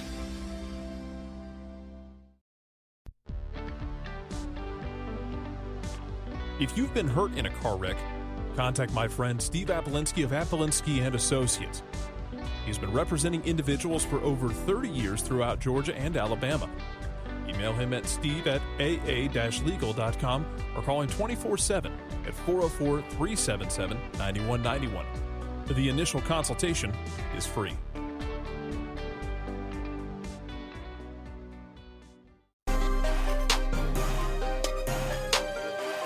Welcome back. Soccer Down here over Reaction Monday after Atlanta lost 2-1 in Seattle. Jason Longshore, John Nelson has now joined us. Jarrett Smith has now joined us. And you guys have joined us throughout the show on Twitter at Soccer Down here with your reactions over, under, and on par. And let's get into this. I feel like Hacksaw Hamilton all of a sudden. Ricky Ricardo in the in-betweens because he was getting ready for the morning show. And it was a point that you got into with Jessica. He says, when do individual mistakes start to become an issue overall with the team? I think about the times we've been burned for them, but there have been plenty of bad passes, inexcusable turnovers, ball watching, not tracking back moments that we got fortunate on, and given the injuries and lack of training time, I wonder if we will even be able to correct it this season. #Overreaction Monday. There's a couple different things about it. I mean, individual mistakes sometimes are just mistakes, and there's not really something to correct. Like yesterday, Leandro Gonzalez-Pirez. For me, there's not something to correct there. That's something that he does on a regular basis in terms of making that pass, playing the ball to a teammate in that spot on the field. He's one of the better passers as a center back in the league. And yesterday, it wasn't even just that one. He had a bad day passing, period. He completed less than 70% of his passes. It's not a number you normally see from Leandro Gonzalez-Pirez. Was it tired legs? Was it, whatever? And Gwen's very excited. Gwen's fired up. Yeah, Gwen's very fired up. Was it, just tired legs? I don't know. Jarrett, what do you think? I think it's tired legs and tired brain. I think it's that half a second switch off where it's we talk about it, you take your mind off of it for half a second in this league, in this game, and that's all it takes. And you saw it was just maybe a half a second where the synapses didn't hit, and you end up giving up a ball that's going to go the other way, and it's going to basically end the game for you for all intents and purposes. I run into the same issue that I think, and John, you were there for the twos last year to see this, and we're going to go down this road. Not about Saturday night. Don't have me on that. I'm tired of dealing with it. I'm going to be dead honest about it. I really am. I didn't promise anybody a good game. I promised them George Campbell, and George Campbell was there. But last year, you saw when that team got better at the end of the season, they had continuity at the back. And you've seen when Atlanta's been good, they've had continuity. And it's not there right now because you've got guys missing time for yellow cards, missing time for injuries. George Bellows played one game this year, a game and a quarter this year. I mean, it hasn't been there. And I think you're seeing the effects of that. You're seeing kind of the ups and downs, and you're seeing what has happened for most of the year. It feels like when Atlanta's been in a rut, anytime there's a mistake, it's punished. And when I say anytime, I mean, you'll look at the game and go, well, they made 2 or 3 mistakes, and they gave up 2 or 3 goals. And it just felt like they weren't getting away with anything. And look, I mean, these are professionals. I know MLS, the profile of MLS is on the way up. It's not as high as, you might want it to be as a fan in America of the league, but it's on the way up. And there are professionals in this league who will punish your mistakes. You make it. The game Sunday kind of reminded me, not exactly, but kind of reminded me of the Columbus game in 2017 at Bobby Dodd Stadium. You get 2 goals against Columbus. Granted, you were pressing that night, and you had Yamil Assad, playing the demon role of just pressing and helping to force turnovers. And these were more unforced, I guess. Well, the Gressel one, I think he should just cleared it out of there. But that notwithstanding, it was a couple of mistakes that doomed you on the road. And it kind of felt like when Columbus made a couple mistakes in that game, they got doomed on the road at Bobby Dodd Stadium against an Atlanta team. And last night, Atlanta made mistakes. I think it is frustrating, though, that it's the guys you're not necessarily expecting to make those mistakes. You're not really used to Julian Gressel making the mistake in such a vital area, or Leandro Gonzalez-Pirez giving away a ball in such, call it what it is, it was a shocking manner. But you're going to get punished in those situations, and I think to what you're getting into, the fact that it is LGP doing it, the fact that you're seeing Julian do it, lends itself to me, because it's an uncharacteristic idea, that it is tired legs, tired brain. And you got into the bit about the twos, and I had a big thing in my brain about the twos, and I'm just going to let it sit for fear of turning it into an opus. Chris Hutchison, 3 points left on the field after the last two games. Come on defense. This is no time to be charitable. From Santiago Closa, we have an underreaction Monday. Hold on 1 second. From Hutchison's. This is what's so frustrating about it, is from a defensive standpoint, and there's been a lot of yelling about defense. It's not one thing. You look back through each of the goals that they've given up since the international break. It's so many different ways they've conceded. Yeah. You know, you had the giveaways in Seattle. You had falling asleep at the wheel on the final goal against the Red Bulls. You had giveaways in that match as well. You had bad set-piece defending pop up. You've had so many different things happen. You got hit on a counter, and you didn't defend it well. You've had all these weird, different things happen. So it's not easy to fix, because it's not, well, the system's broken. No, the system being broken doesn't affect Leandro Gonzalez-Pirez not completing a pass that he completes 9 times out of 10. Right. It has nothing to do with that. That's what's so complicated about it. And yes, there are issues with tired legs. Yes, there are issues with injuries. Those things are 100% real, but everybody's dealing with them. So how do you manage that along with building a style of play and along with finding more consistency? It's not easy. No. The underreaction from Santiago. Yeah, go for it, Jared. And when I think of tired legs and a tired brain, I mean, it's not a matter of he can't run anymore, he's about to fall down dead. It's you want to cross sports with it for a second. It's, a football player who's tired, and instead of getting in front of a block, he's reaching, or a ground ball, and you're not getting in front of it all the way just because, it's just a matter of being tired. It's not a matter of I'm just going to lay down and on the ground and collapse. It's just maybe Gressel wanted to take that extra touch before he launches that ball, but he's trying to make up for the fact that his legs are just maybe worn out and the rest of his body probably needs to be put in ice for a week. And he takes a little bit of a heavy touch. Being tired doesn't have to mean you're about to fall down dead. It can just be a miscalculation physically or mentally. The underreaction from Santiago Closa. What with all this negativity among some fans? No good for anyone, players, teams, or fans. We lost, okay, but it was, again, a great team in their castle. The sky isn't falling. We're in a good place and still able to achieve a lot this season. Yeah, I don't know. I honestly don't know. I just chalk it up to a learning experience at this point, because it really, like I said to Nick at the beginning of the show, I've seen so many different descriptions of the match from yesterday that I don't know what I watched. I've seen descriptions that Seattle dominated Atlanta. I've seen descriptions that Seattle was deadly in the final third. I've seen descriptions that Atlanta was terrible. I've seen descriptions that it was a very even game. I don't know if everybody was watching the same match. And that happens sometimes. You get games that are just weird to describe and weird to break down. But I'm still surprised by how overwhelmingly negative and hopeless that some of the vibe is. You're 6 points out of first. You have 2 games in hand on that team. You're in a dogfight in the Eastern Conference. I could see you finishing first or sixth. I think all are on the table.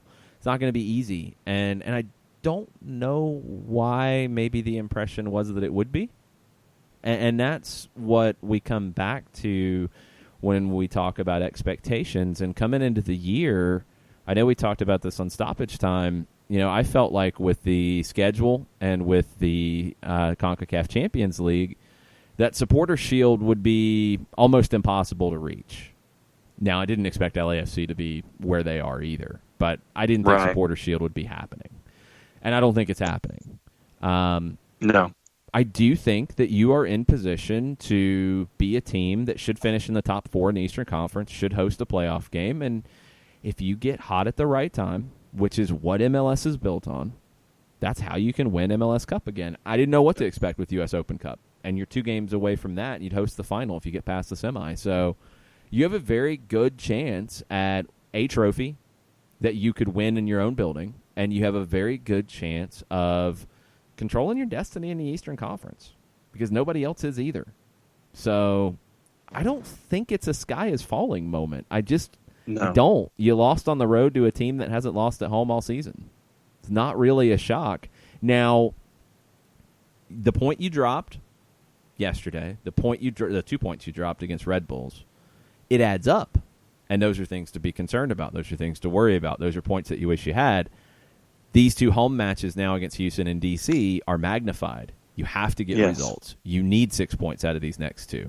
You really need to get back feeling good about yourself again. I think that's probably the biggest thing that I'm noticing from yesterday was that you get that equalizer, and there wasn't the lift that I was expecting. There wasn't the lift that I was looking for. Seattle just kind of stepped up to a higher level. Those types of things, and maybe it is being tired. Maybe it is all the injuries. Maybe it is all the fatigue. But this team needs a lift. They need that boost, and they have to find it. They have to manufacture it from within, and they're going to need it over these next 2 matches because Houston backs against the wall in the Western Conference right now. They're out of the playoff picture. They have to fight for every point to get back in. And in D.C., who is right there with you, and they're going to be right there with you till the end of it in the Eastern Conference. These are 6 really big points that you need to put in your back pocket. Abernasty with the question. When's the last time we played a full 90 with our first choice line? Is Barco ever coming back? And then there are 2 other questions. Well, first choice line, you haven't had it all season because George Bello would be part of that first choice line. I think Frank DeBoer's made that pretty clear. So you haven't had Bello. You haven't had your first choice back line. You haven't had Bello and Escobar play together all season. That's number 1. Barco did make the trip to Seattle. He was never in contention to be part of the 18, but he did make the trip, which means that he's close to being back fully. Would love to see him this week. I don't know about Wednesday. Don't know if it's ruled out, but I don't know if Wednesday is possible. DC to start would be great, and if he's available off the bench on Wednesday and you can avoid using him because you've taken control of that match early on, that would be wonderful. Or if you decide to give him a run out because you want to get him ready for Sunday, that would also be wonderful.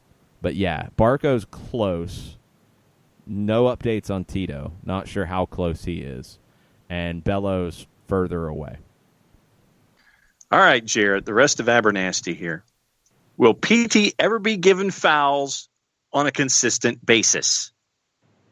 No, none of them will, because that seems to be the way things are going.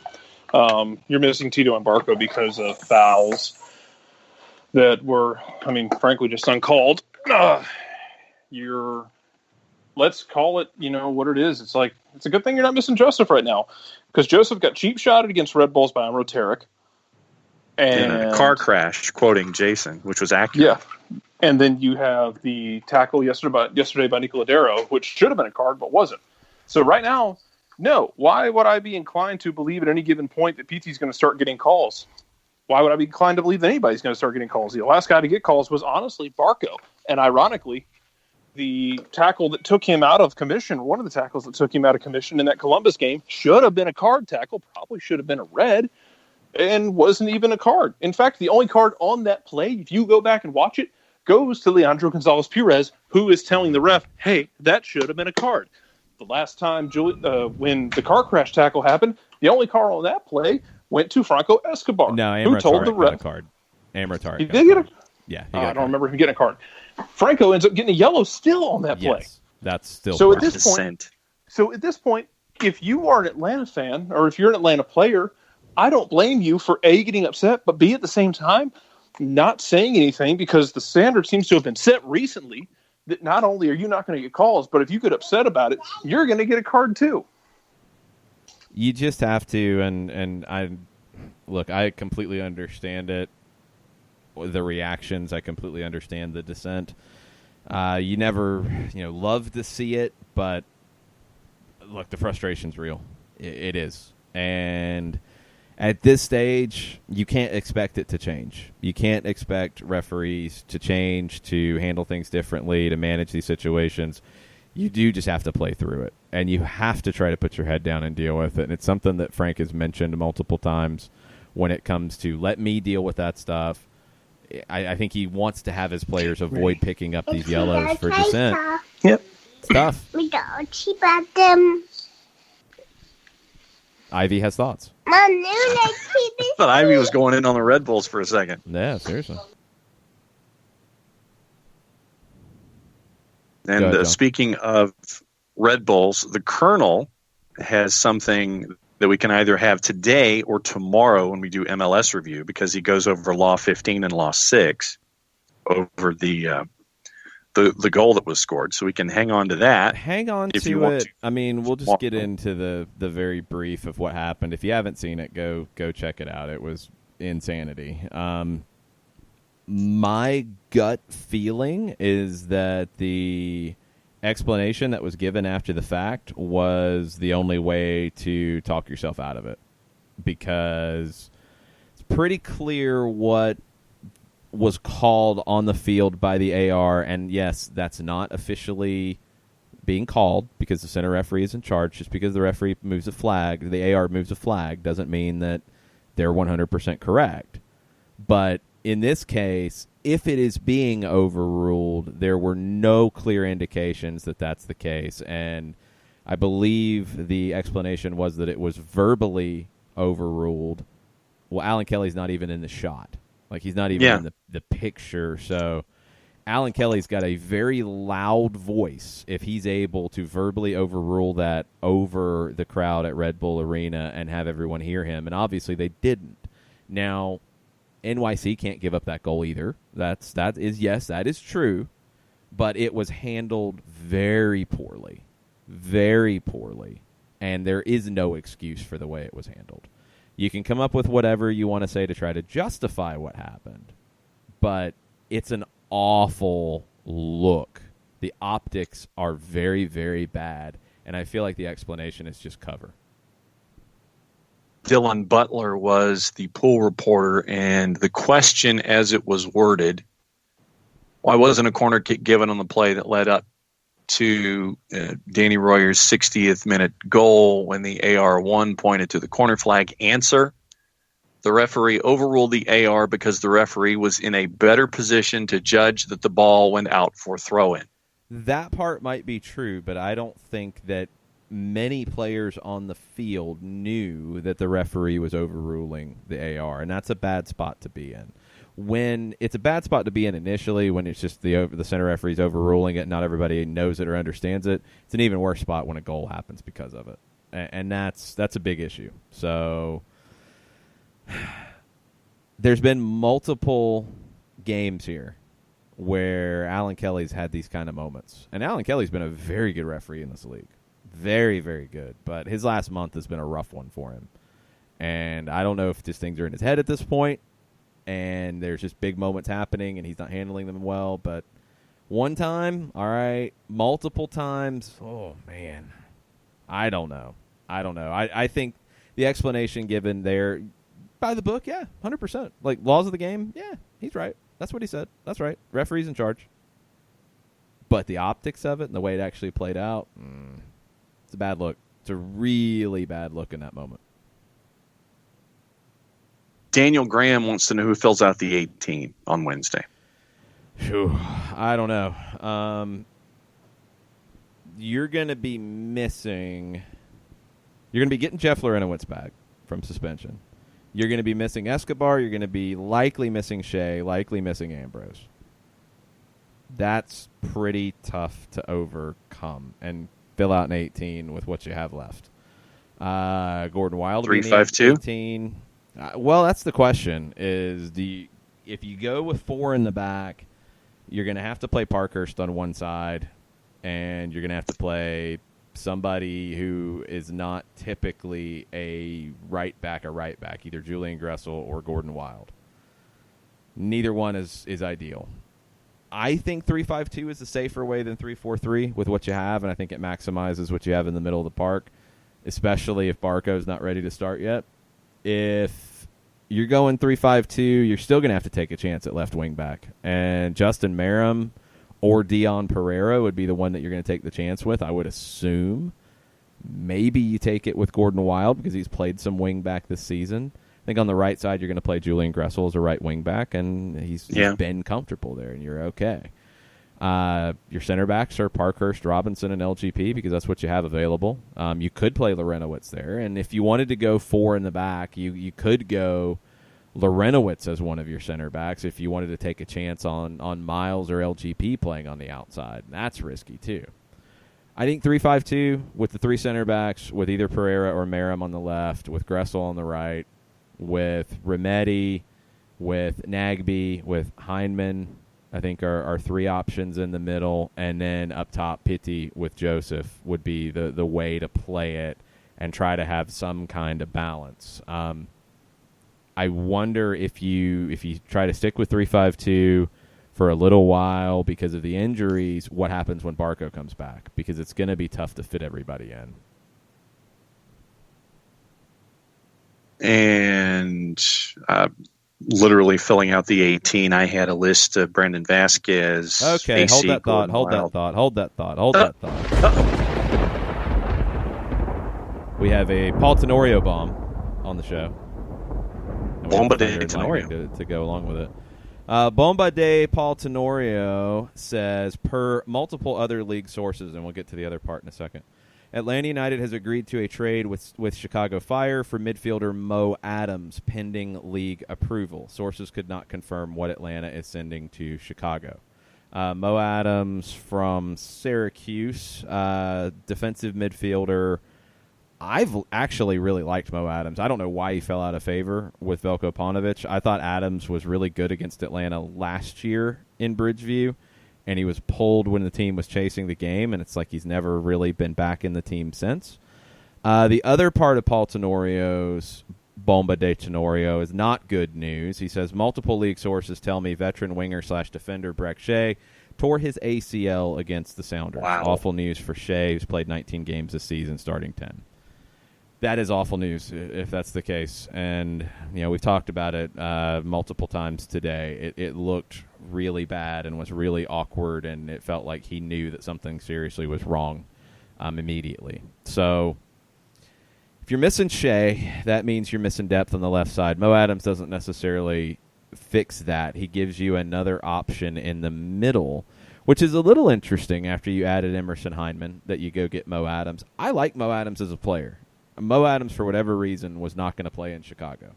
He is more defensive than I think your other options as a 6 right now. I think he is the truest 6 outside of Jeff Lorenowitz that you have right now.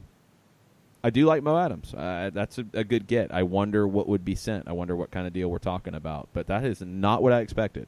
That's not the answer I expected. I have to go do some digging on Adams. I don't think he's an option as a right back, but maybe I'm wrong.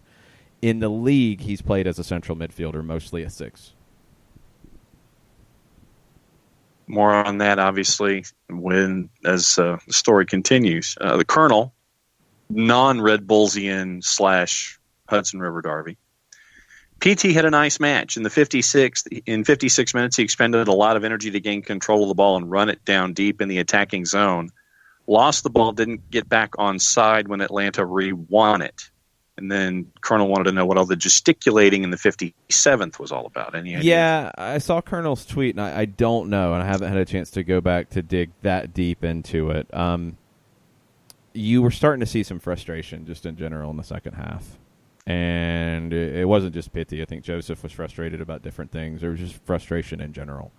That was after you were down 1-0, and that was before you had found the equalizer. So I don't know what the gesticulation was all about. I need to go back and look at it, and I will before the morning show, Colonel. So give me a little bit of time on that one. Couple of news and notes to work through the timeline. Anderson Asadu has found a new home with the Birmingham Legion. Yes, good signing. Good for him. we'll see if he's in the team this weekend against Atlanta United too. And apparently, and this was the news from Taylor Riggin, is that you can dial up SDH on Alexa. Okay, that's cool. And Taylor gave the instructions as to how to do it. Oh. So you can hey Alexa, play soccer down here, and it happens? Correct. Wow, that's pretty cool. You have to install Spreaker as a part of the deal, but once you install Spreaker in Alexa, then you can ask Spreaker to play soccer down here, and Taylor says it works great. Well, thank you to our friends at Spreaker for having that option. So you can just ask Alexa to play soccer down here, and we'll be there for you. Yep. It's like Carlos a genie. Rangel. I know it is. Kind of scary, though. I wonder if Alexa's going to hang on to all of your conversations at home, though. Well, of course, yes. Carlos Rangel with a 3-5-2 question. Okay. Saying if you're going to go 3-5-2 and plan on using Gressel as a right wing back, obviously this would not apply this particular match. Would you use Escobar in the back three, or could you use him as a left wing back? You could use him as a left wing back. You're not going to get the same Franco Escobar. And this is, I think, where you have to be at the stage of July 15th, 2019. You're not going to be 100% across the board all the way you'd like it to be. It's just not possible. You have to try to put together the best 11 and best 18 to get points, period. That's where you're at. And without Breck Shea, without Mikey Ambrose, without George Bello, you're going to have to make some decisions on the left side. So I think it's Franco Escobar, and that's what you would have to do. That's actually a good call. Keith Filer is listening to us driving home from work. First time he's been able to listen to us live. He says we sound funny at single speed, LOL. Thanks for the content that gets him home every day on his hour drive. # regular listener. That's good. I like it. Yes, we don't sound like chipmunks all the time, so that's good to know. Abernasty again on the SEC ho-hum. I'm no Bama fan, but they certainly don't mind dominating without much pressure every year. # Overreaction Monday. Yeah, Bama doesn't have a salary cap or allocation money to deal with. Paul. Yes. Front of the show, Michael Valverde. At Sounders FC is a very good home team, came in with 8 days rest. Atlanta United flew across the country on 3 days rest, but for some better work on the final pass, the result could have been flipped. # on par reaction. Yeah, I mean, Seattle was the better team, but Atlanta still could have got out of there with a point, and you would have liked to have escaped with a point, and you didn't. And it's another point dropped because you were level at that stage late in the second half that you need to get out of there with it. So it's a frustrating thing, but it is part of this 2019 season for Atlanta United. We're going to call it here because we got to save some meat on the bone for the morning show because, we're turning around and doing this again in, a little over 13 hours. So, yes. So, thanks, everybody, for listening. We greatly appreciate it, and we'll be back in the morning with plenty more reactions from the weekend. Mucha plata, y'all. Mucha Alexa, y'all.